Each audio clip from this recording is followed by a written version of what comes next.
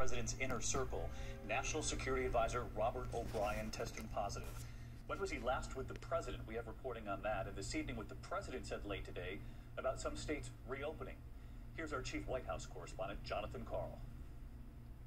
As the president prepared to fly to North Carolina to highlight his administration's work on developing a COVID-19 vaccine, he first had to deal with more bad news in the West Wing. He was last seen at the White House on Thursday. The press secretary recently said they're together often. The virus from his daughter, who tested positive before he did. O'Brien was in France earlier this month, seen not wearing a mask as he met with his European counterparts. In North Carolina today, the president did wear a mask, just the second time he has done so in public. Is likely to enter phase 3 in a matter of days. But the president also seemed to contradict health experts who say much of the country is dealing with an alarming spike in new infections, largely because the states reopened too quickly. The governors should be opening up states that they're not opening, and we'll see what happens with them. So let's get right to John Karl live in Washington tonight. Americans on unemployment, out of work in this pandemic, are waiting for word from Washington, from Congress, the president, with that $600 supplemental payment now running out. Tonight, 2 months after the Democrats unveiled their plan, Republicans are out with theirs tonight. It proposes a cut in that payment. Mary Bruce on where this stands tonight. More help. It called $100 stimulus checks, but would slash $600 weekly payments that are helping unemployed Americans make ends meet, to cut them to just $200 a week, until they can put in place a plan to pay jobless workers 70% of what they used to make. Outlined their plan 2 months ago and say Republicans and the White House have wasted precious time. In Arizona, it's an opening offer. They still have to negotiate this with Democrats, and the two sides are far apart here. We don't expect to see a final deal, David, for weeks. No, I won't be going. They were still open. The U.S. consulate in Chengdu was closed, putting an end to its 35-year presence in the city. It received a mixed response from Chinese people. In Hong Kong, Xinjiang, smartphone apps, while an Indian court has summoned Alibaba's founder Jack Ma. The case relates to censorship and a former employee. And the European Union is set to limit tech exports to Hong Kong. It covers equipment that could be used for repression or surveillance under the new law. Fauci, as you know, the first phase 3 trial of a vaccine candidate here in the United States got underway today. We're talking about the Moderna vaccine. Tell us how this trial will work, because you say researchers hope to have at least 15,000 volunteers enrolled by the end of the week. Tell us about what's going on. Well, this is a phase 3 trial which is determined to find out that thus far looks good. It's just the technologies we have now and the ability to move very quickly have brought us to where we are right now, doing a phase 3 trial. Well, how diverse is this group of volunteers? You say 30,000 volunteers will be involved.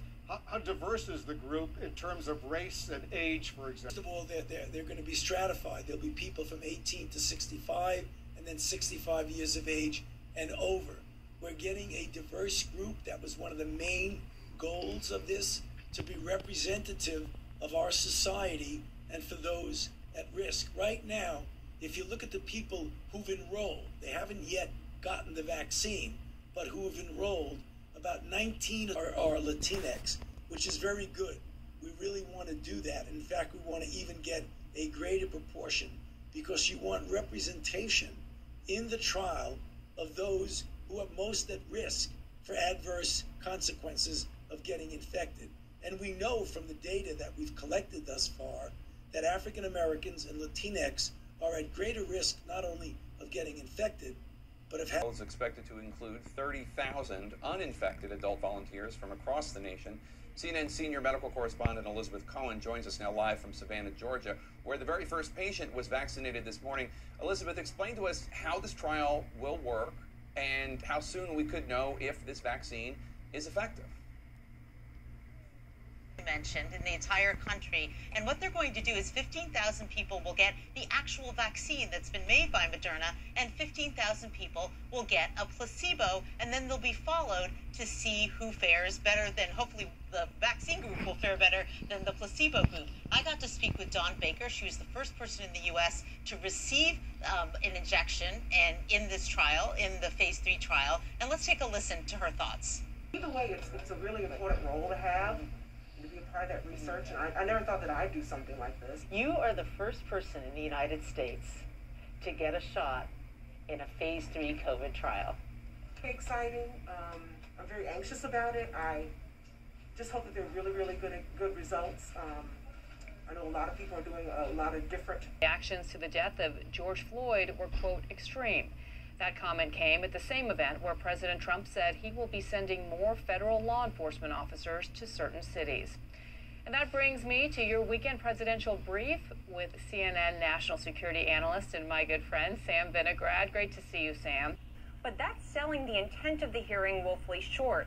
We need to remember that Chairman Nadler has not taken impeaching Bill Barr off the table based on Barr's alleged politicization of the Department of Justice. We should expect the chairman to question Bill Barr about a litany of alleged abuses, including Barr's role in the dismissal of charges against Michael Flynn, the Stone sentencing debacle, the events that unfolded in Lafayette Park against peaceful protesters, and more. And this is one of the scariest things I've ever said on television, Bianna, but we can't trust the Attorney General to be honest. In charge of this country was political violence, hurting your neighbors for having different opinions. They were appalled by that, and they were right to be. Political violence isn't simply an assault on individual Americans. People with guns don't make our laws, have precisely as many votes as the little old lady who disagrees with you. That's our system. The weak are supposed to have as much power over the government as the strong. That is, political violence immediately short-circuits this. It ends democracy, one in which might makes right. People who hurt others get to do exactly what they want. There is no greater threat to civilization than this, and we used to understand that because it's obvious. Violence, they welcome it. They slyly encourage it. They are its beneficiaries. They tell us the only real crimes are thought crimes.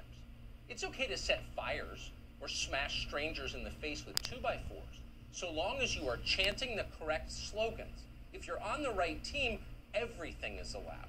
Go ahead and express exactly what they will excuse from their own supporters. Armed mobs of Joe Biden voters torched buildings, smashed cars, attacked police officers. They rioted.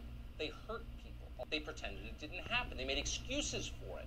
They buried the truth in Seattle over the weekend. Take a look.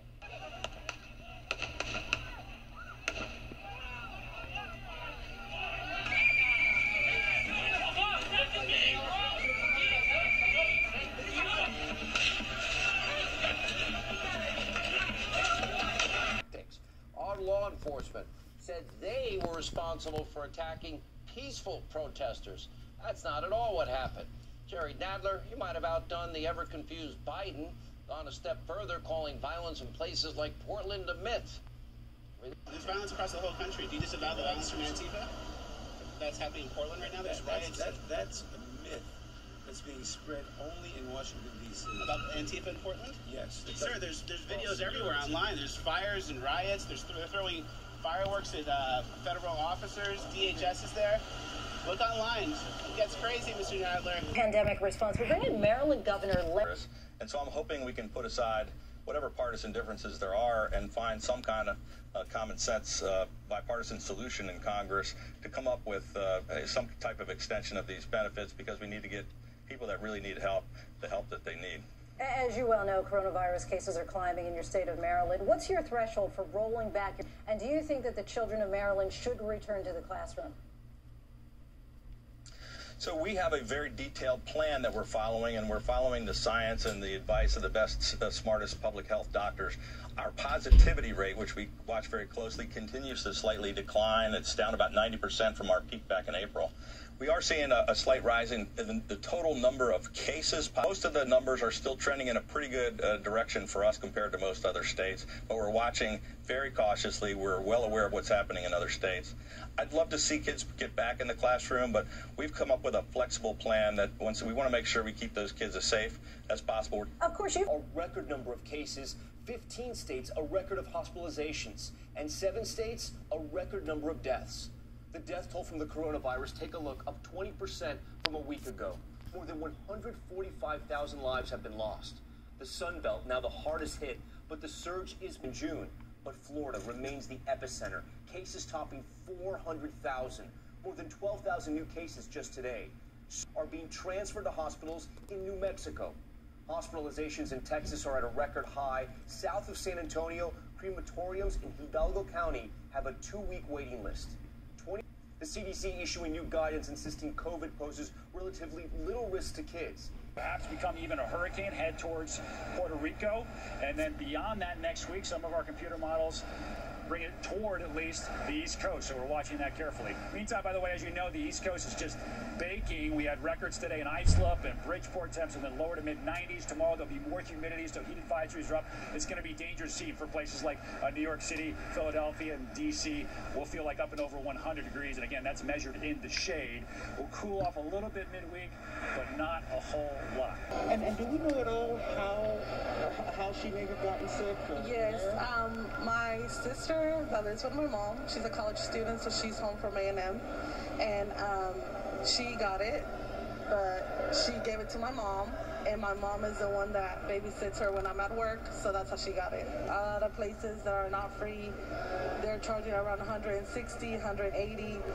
It's a lot of money that we have to, pay.